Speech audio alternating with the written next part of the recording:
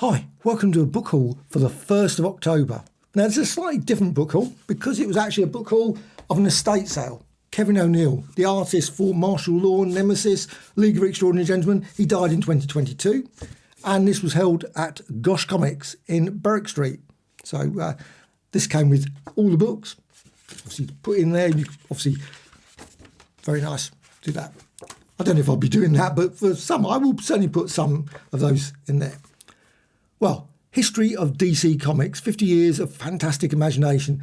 Now, some were maybe slightly more expensive than I really should have paid for, but I love these sort of early history books of DC Comics, and this was Detective Comics, so £10. But some were like the Russ Cochran books, the massive big thick box sets. They were about $260. One about 160, but they're just too heavy. Wasn't really. I was thinking, I'd love to have those, but there's so many things you just can't lug them back. But this book is just lovely. It's a lot lighter, certainly a lot easier to think. And I love these sort of things. Where you got here Cliff Crosby, Pep Morgan, Mutt and Jeff, all those sort of Atom, and it unfortunately doesn't have all of the stories, but it's got Buzzy and Sheldon Mayer. Just absolutely brilliant book. The Crimson Avenger, Star Spangled Kid, as well as some slightly odd. Now, they've got all the stories there, just 1 or 2 pages. Then they got full pages at the back of like Blue Bolt, which is very odd. Not what a character that I'm familiar with in terms of a DC character. The Three Comrades. Now, maybe that's a DC set of characters. I don't think so, though. I could be wrong on that one.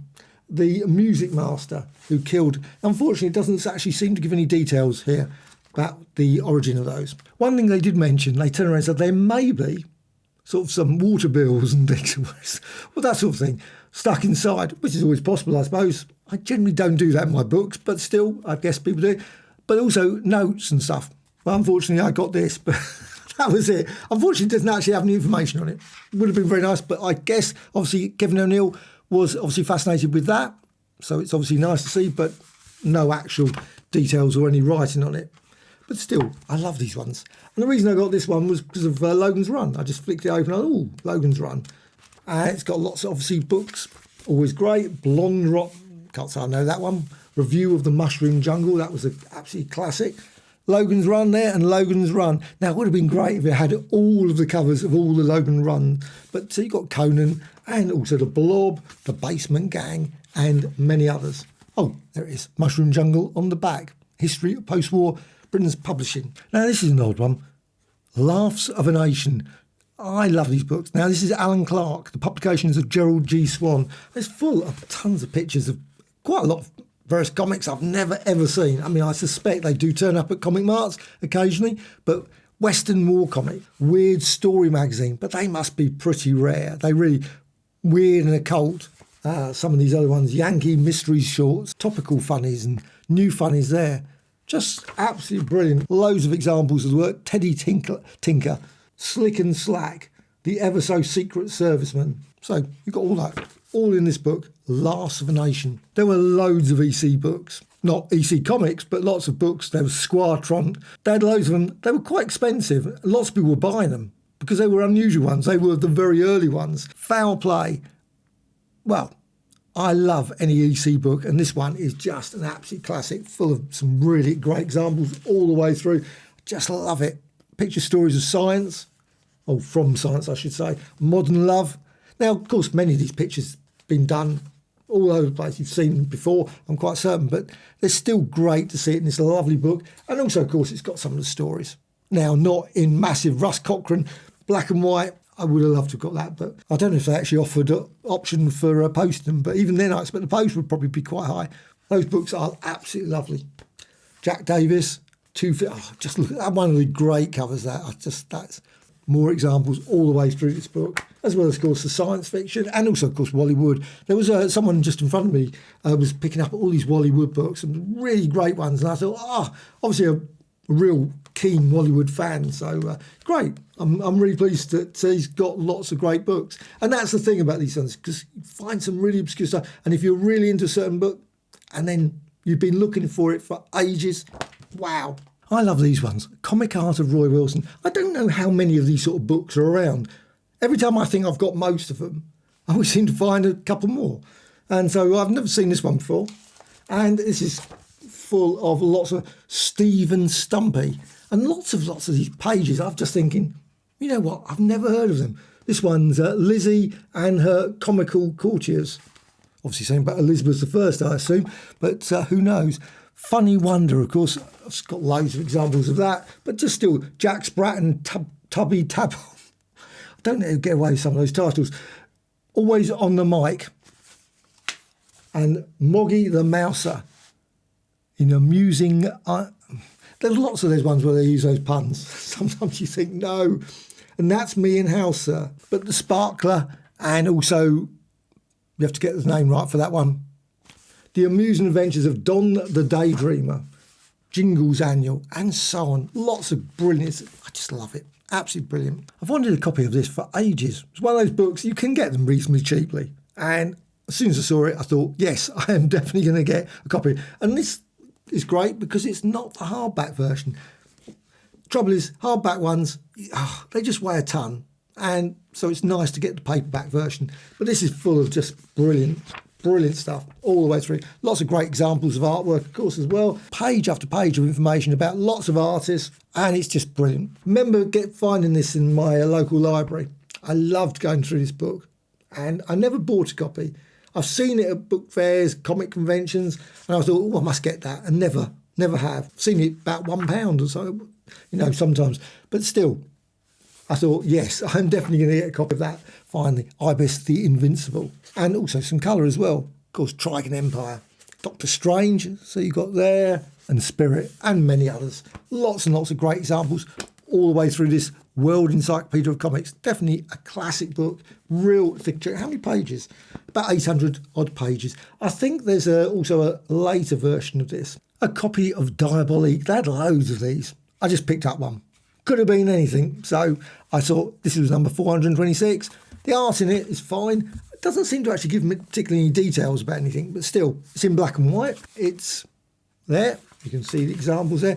That's the sort of storyline. See some action happening there with Diabolique. And at the back, you've got some various adverts. My Italian is appalling. I used to be able to read a bit of Italian, but now, no idea. I picked up loads of these sort of books. Penny Dreadfuls and other Victorian horrors. I'm always worried sometimes when I get these. I think, is that the same one that I've had before? And I've got Penny Dreadfuls, another book called much the same title. Checked. I don't think it is the same one. But another, I've got a little note there, but unfortunately doesn't, again, have any details.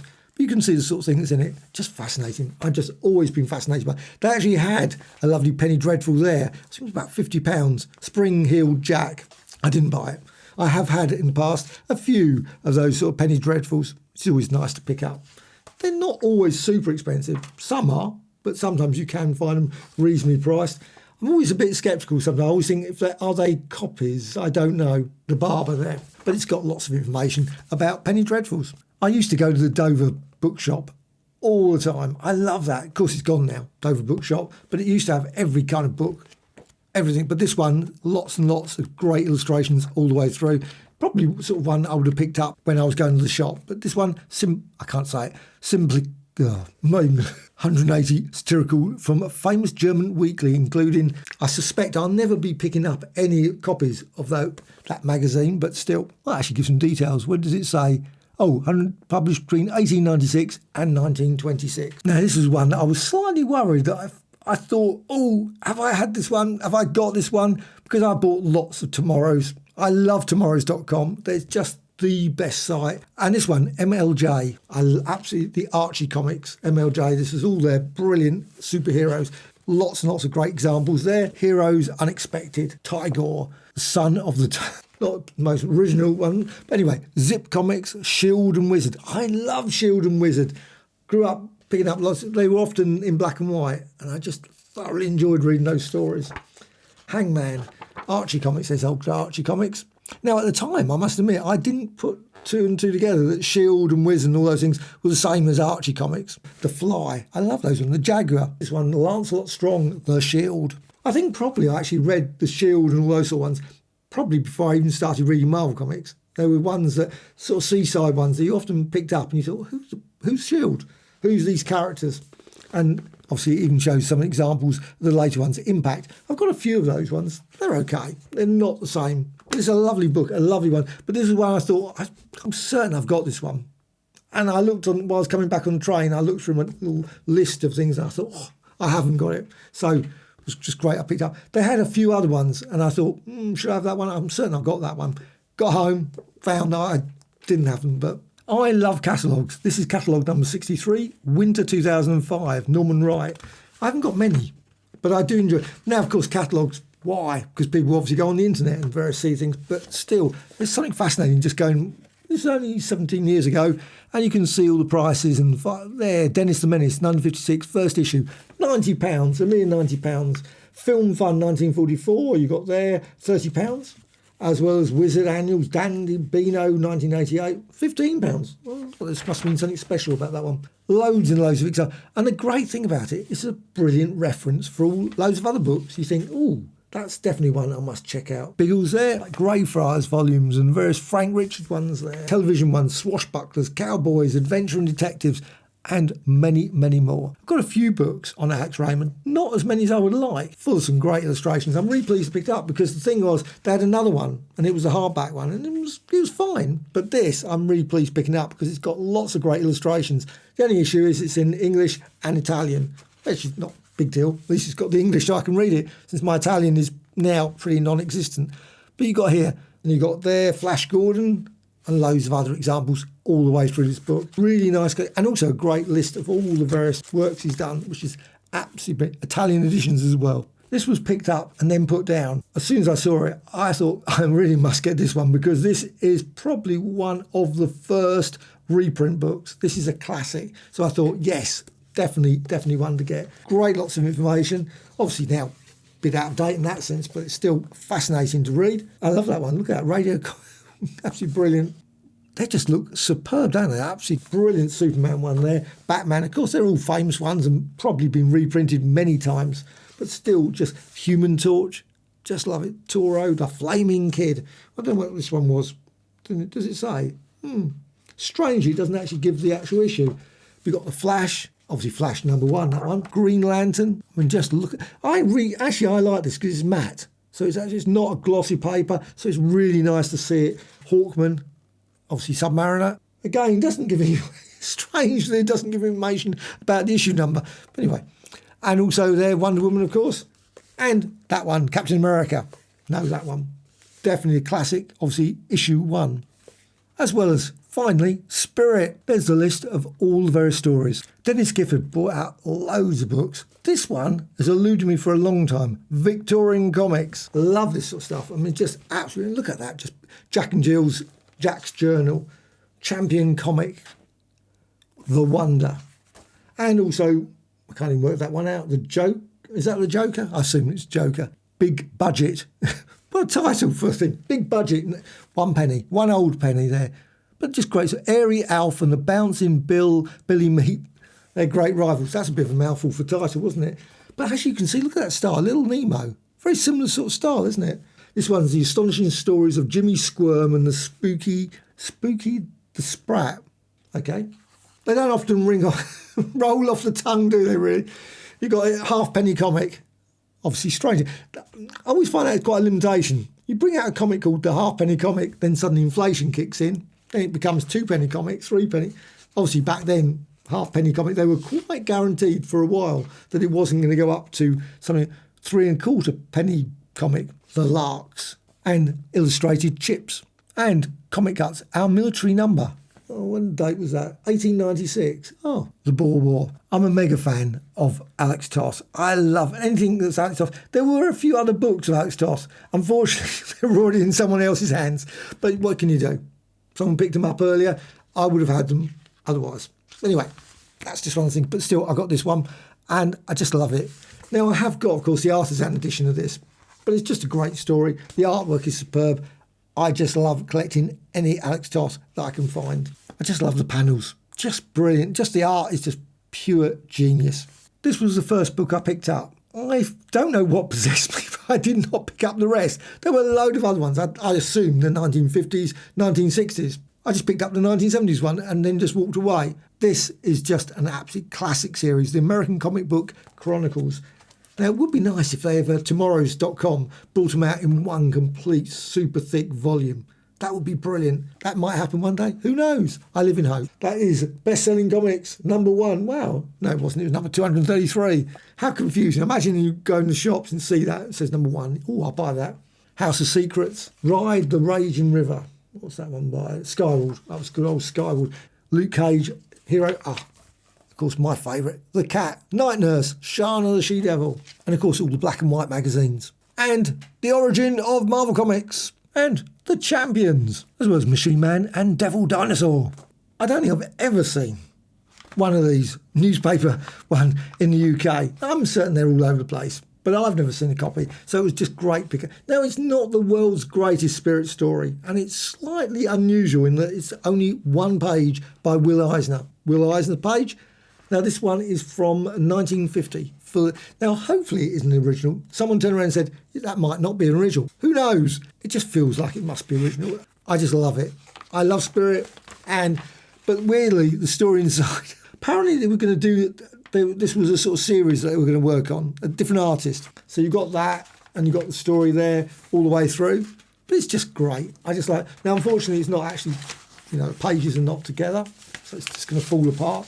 And it probably leaves a scattering of. However, Spirit does turn up at the last, right at the end. The story's been reprinted, of course. I've probably got it somewhere in reprint. But just great to actually have a proper single one of these. I doubt if I'll ever see another one. So I thought, yes, I'm definitely getting that for £8. Here's another one of these sort of unusual books. The Fun Factory of Farrington Street. A great street in London. I've walked through, past that.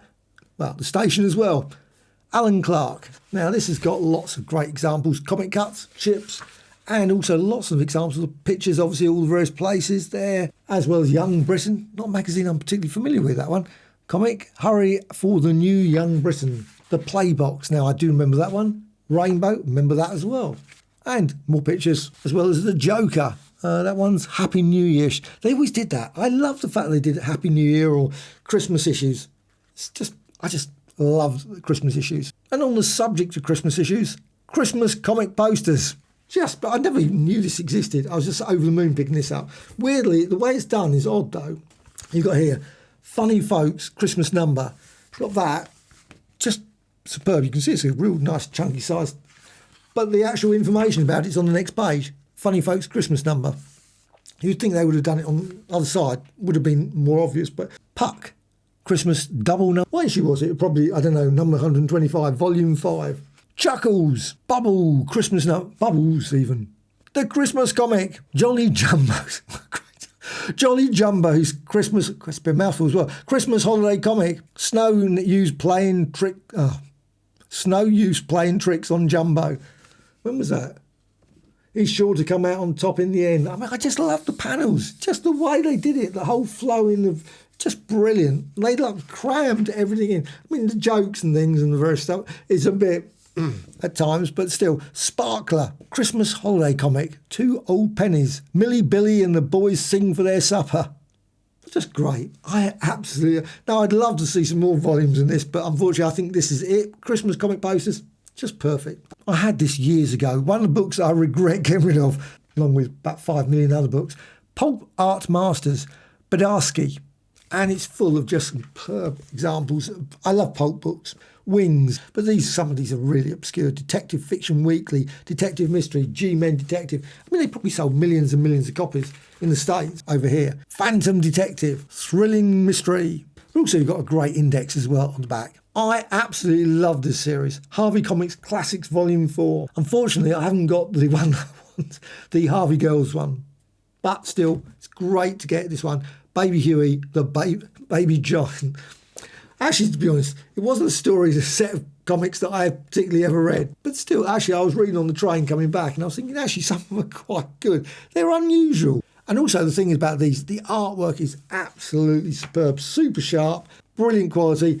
And I don't know why they just didn't bring out more of this series. There must be a lot more Harvey Comics material they could bring out. Maybe they didn't do very well. I thought they were just great. The Magic Lamp. The Shadow. Baby Huey, the baby giant in Waterfall. Yeah, there's an advert at the back. Casper. Oh, actually there were 5 volumes. Casper, Richie Rich, Hot Stuff. And also I picked up this, Hot Stuff, The Little Devil. There's some examples in colour, but most of it's in black and white. You've also got Stumbo the Giant, Hot Stuff, The Little Devil. Again, some are in colour, some are in black and white. Hot Stuff meets Jama. One of the books that I'm just walking out of, gosh, I thought, that's it, gotta go. I bought too many books. Can you do that? Can you buy too many books? No, of course not. But I thought, right, I must go.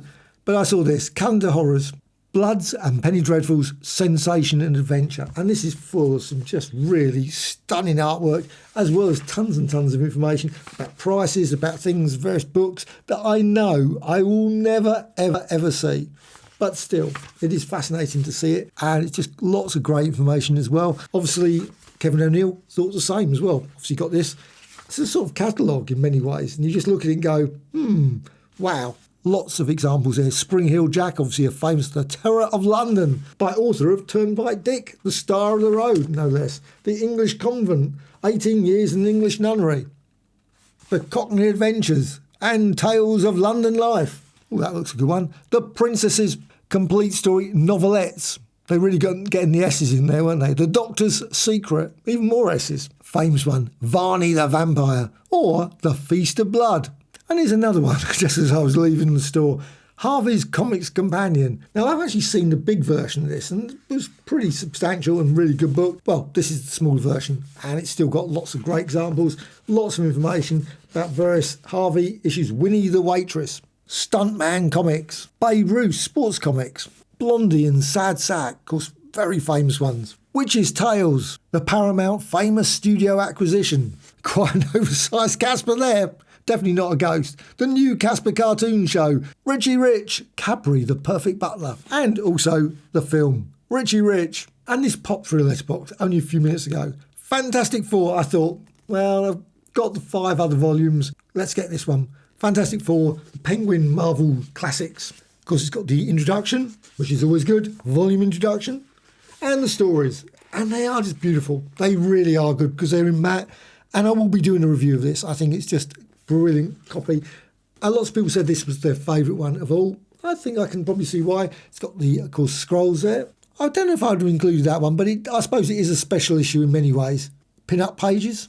It's also got a letters page. I love letters pages. The classic Doc Doom story. Or Blackbeard, or whatever. Doc Doom again. No Place to Turn. One of my all-time favourite Fantastic Fours, A Visit with Fantastic Four. I always think that every single superhero should have these sort of stories. One that's sort of where they're sort of chatting away, discussing things, just done in a really great style, not just crunching there. I think the city should have actually complained about that. It's just gone and wrecked. And of course, the classic, you just can't have any other. Here's one I wouldn't include, but still, obviously, people love it. Let There Be Life. This was a surprise. I didn't realise they were including this. The Submariner, of course, issue 1, Marvel Comics. And this is a plot. Not from Not Brand Ec. I thought it was actually, but it's not. It's from the Fantastic Four Annual number 5. And of course, more details at the back and a list of all the others. Well, I hope the Kevin O'Neill estate got lots of money from that. It was an absolutely impressive book collection. Really amazing collection. Now, of course, it's always fascinating to look at all the books. You think, oh, lots of art books, lots of reference books, lots and lots of ones like Victorian period, whole range of different things. The last estate sale I went to, lots of omnibus collections, lots of various showcase books and many more. So I guess, and I've only been to 2 now, I guess that they will vary.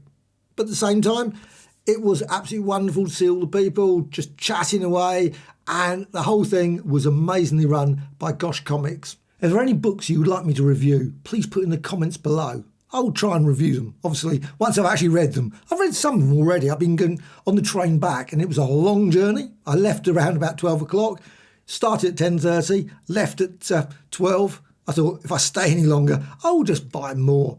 My hands, my arms were just a lot longer by the end of my train journey. It was a long journey. Unfortunately, I had to go a weird route back home. Did you go to the estate sale? Did you buy any books? Obviously, please put in the comments below all the various books you got that you thought, that was a brilliant find. Also, were there books, of course, you looked at and thought, and then, of course, passed on and thought afterwards, no, why didn't I buy it? I'm always doing that. It's one of the worst things when I go to anything like that. But hopefully, and if it's anything like the last estate sale, some of those books will still be available. So maybe they might still have them on the shelves over the next couple of weeks. I don't know. No idea. I'm just hoping they will be, because I will definitely pop back and have a quick look and maybe pick up a few more, because there were some really good books and hopefully they might still be there. Who knows? Bye.